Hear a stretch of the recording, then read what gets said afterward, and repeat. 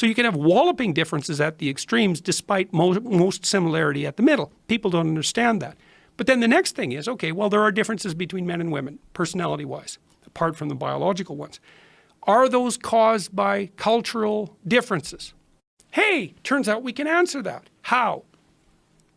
Rank order countries by how egalitarian their social policies are. Does everyone agree? Yeah. The Scandinavians are at the top. Everyone agrees. Left, right, doesn't matter. Everyone agrees. It's like, okay, so you stack up the cultures by how egalitarian their social policies are.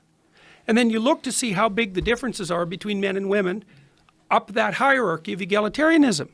And if as the societies become more egalitarian, the differences between men and women disappear, then it's sociocultural. That isn't what happened. What happened is that as the societies got more egalitarian, the differences between men and women got bigger, not smaller. It means the sociocultural construct people, and I'm talking to you sociocultural construct people, you're wrong. You're wrong. You make the societies more egalitarian, men and women get more different. Who makes the argument in opposition to this? All the social constructionists, all the radical left-wingers. And what do they use as facts? They don't have facts, but then they criticize the whole idea of facts. Then they go after the whole idea of science as a Western patriarchal construct. What's their motivation? The motivation is that if people are different, then equality of outcome isn't neither desirable nor achievable. And why do they want equality of outcome? Why is this so That's a good question. Well, them? part of it is actual compassion. Look, man, it's not good that people lose, and it's certainly not good that some losers lose all the time. Who wants that? You happy when you walk down the street and see homeless people? It's like, hey, look, the hierarchy's working. Look at these homeless people. No one's happy about that. Right. Right. Okay. So the fact of failure within a hierarchy of value is painful. And so to give the devil his due, you give the left its due, just like you do the right, is like, yeah, it's painful that hierarchies produce dispossession. Bloody right. Okay, what's the cure? Get rid of the hierarchy. Hey, well, wait a minute, man. You get rid of the hierarchy, you get rid of the value structure, you get rid of the tools that allow us to generate absolute wealth and stop people from starving. It's a catastrophe.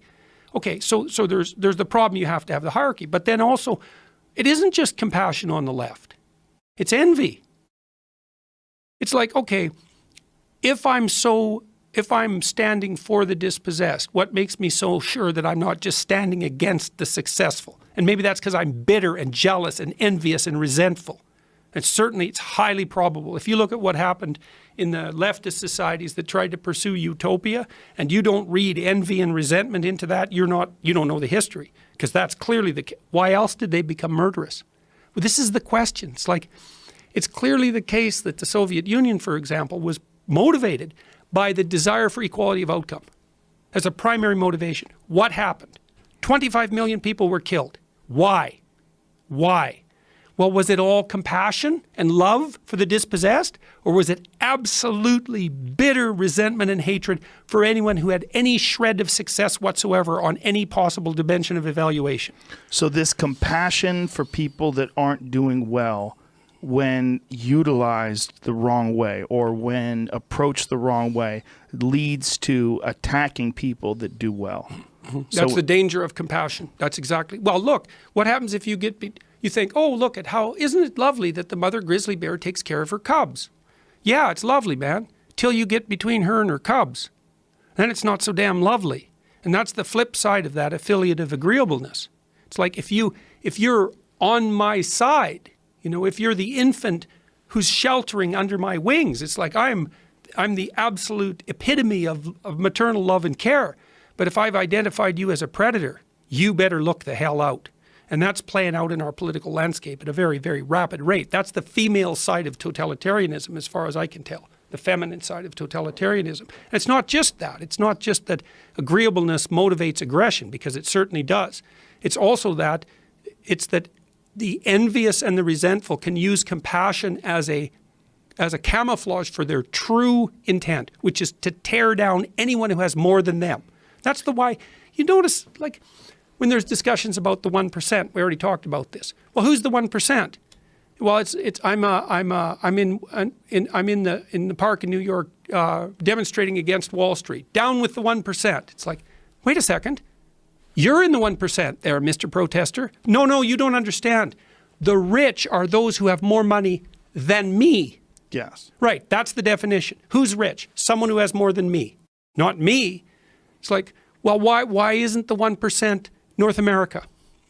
Why not? Because it's inconvenient. That's an inconvenient fact. So that's part of it.